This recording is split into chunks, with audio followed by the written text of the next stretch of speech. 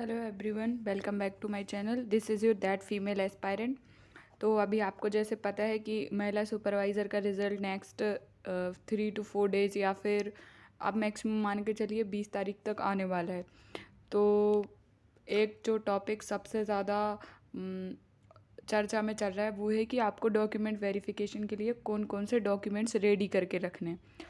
तो जो सब बता रहे हैं, मुझे नहीं पता उसका सोर्स क्या है, पर मैं आपको आज जो डॉक्यूमेंट्स बताने वाली हूँ उनका सोर्स है MPESB की जो रूल बुक है वो। एक जो पुराने वाली रूल बुक है 2017 की, मैंने उसको भी निकाल के आपको इसमें इंक्लूड किया है। साथ में जो 2024 के एग्ज़ाम की जो रूल बुक जारी हुई थी उसमें जो डॉक्यूमेंट्स बताए गए थे उनको भी मैंने इसमें इंक्लूड किया है। ठीक है, तो हम बात करते हैं कि आपको कौन कौन से डॉक्यूमेंट चाहिए।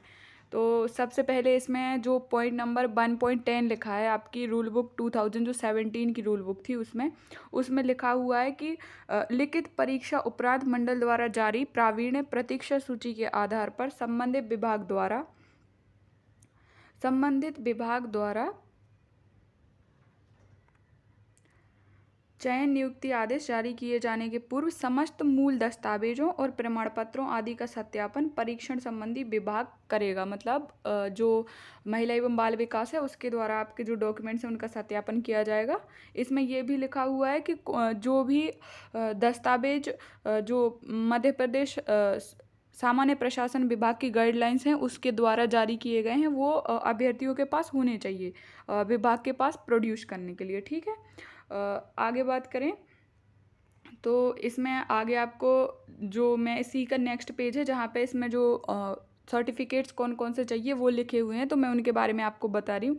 सबसे पहले जो निवास है, स्थायी निवास प्रमाण पत्र, उसके लिए लिखा हुआ है जो आप मध्य प्रदेश के स्थायी निवासी आवेदक हैं उनको जो या तो तहसीलदार, नायब तहसीलदार या फिर उससे ऊपर का जो राजस्व अधिकारी होगा उसके द्वारा जारी किया गया प्रमाण पत्र चाहिए, स्थायी निवास प्रमाण पत्र। ठीक है, अब जाति प्रमाण पत्र की बात करें तो मध्य प्रदेश के स्थायी निवासी आरक्षित श्रेणी के उम्मीदवार के पास अनुविभागीय अधिकारी राजस्व द्वारा जारी स्थायी जाति प्रमाण पत्र होना आवश्यक है। मतलब आपको जाति प्रमाण पत्र चाहिए और वो होना चाहिए अनुविभागीय अधिकारी के द्वारा जारी किया गया।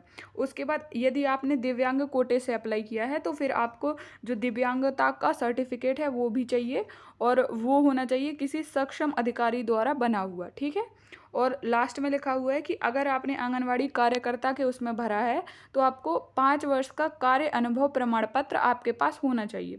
हाँ, इसी के साथ इस रूल बुक में एक जगह लिखा हुआ है कि आपका जो 5 वर्ष का जो अनुभव का प्रमाण पत्र होगा वो आपकी ज्वाइनिंग से लेके फॉर्म भरने की लास्ट दिन तक, अगर आपका 5 साल कंप्लीट हो रहा है तो उसको आपका 5 साल का एक्सपीरियंस सर्टिफिकेट के तौर पे कंसिडर किया जाएगा।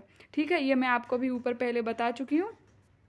उसके बाद यहाँ पे नियुक्ति की प्रक्रिया लिखी हुई है तो उसमें ये लिखा हुआ है कि जो सत्यापन होगा वो विभाग करेगा। जितने भी उपाधि हैं, पत्र उपाधि हैं, प्रमाण पत्र हैं और अनुभव प्रमाण पत्र, उसके साथ लिखा हुआ है कि जो अभ्यर्थी के जो प्रमाण पत्र हैं और जो चरित्र प्रमाण पत्र हैं उसके सत्यापन की जो कार्यवाही होगी वो महिला एवं बाल विकास का काम होगा। ठीक है, उसके साथ नीचे लिखा हुआ है कि जो संविदा पर नियुक्त कर्मचारी हैं उनको आरक्षण के लाभ हेतु कम से कम मतलब 5 वर्ष की संविदा सेवा का तो प्रमाण पत्र होना ही चाहिए। और लास्ट में EWS क्योंकि अभी ऐड हुआ है, ये आप देख सकते हो, पर्यवेक्षक भर्ती परीक्षा 2024 का है तो इसमें अभी EWS 2017 के टाइम पे नहीं था, तो इसमें लिखा हुआ है सक्षम प्राधिकारी द्वारा जारी किया गया EWS का प्रमाण पत्र। MP में जहाँ पे भी EWS का प्रमाण पत्र लगता है वहाँ पे नायब तहसीलदार या उससे हायर लेवल की जो अथॉरिटीज़ होती हैं उनके द्वारा जारी किया हुआ EWS प्रमाण पत्र लगता है, तो वो आपको बनवाना है। इसका जो प्रोफार्मा है वो मध्य प्रदेश गवर्नमेंट ने जो निकाला हुआ है उसमें बनवाना है। ठीक है,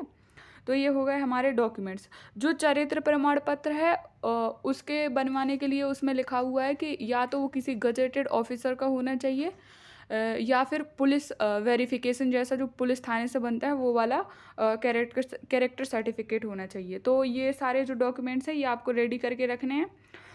एक और जो मेजर डाउट था, जो मैंने बहुत सारे चैनल्स पे जहाँ पे भी ये डॉक्यूमेंट्स के वीडियो देखे हैं वहाँ पे देखा है कि डिग्री और मार्कशीट दोनों अलग अलग होती हैं क्या? तो जो आपकी 6th सेमेस्टर की मार्कशीट होगी या फिर जो फाइनल ईयर की मार्कशीट होगी वो आपकी लास्ट मार्कशीट है, लेकिन उसके साथ आपको एक डिग्री सर्टिफिकेट यूनिवर्सिटी से मिलता है, जिसमें लिखा होता है कि आपको इस ईयर में ये डिग्री इस यूनिवर्सिटी द्वारा दी गई है, और उसमें आपने प्रथम द्वितीय तृतीय जिस भी श्रेणी में पास किया है वो लिखा हुआ होता है, और नीचे यूनिवर्सिटी की साइन सील होती है।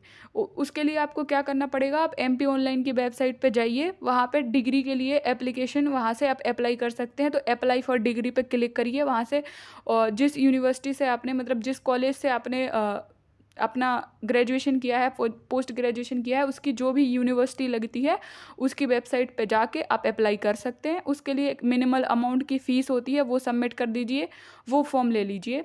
और वैसे डिग्री घर आ जाती है, पर क्योंकि अभी हो सकता है कि 5-7 दिन में रिज़ल्ट आ जाए, तो आपको ज़रूरी और जल्दी चाहिए होगी, तो आप यूनिवर्सिटी चले जाएंगे तो वहाँ से आपको 1 दिन में ही मिल जाएगी। अगर आप सुबह चले जाते हैं तो शाम तक मिल जाएगी।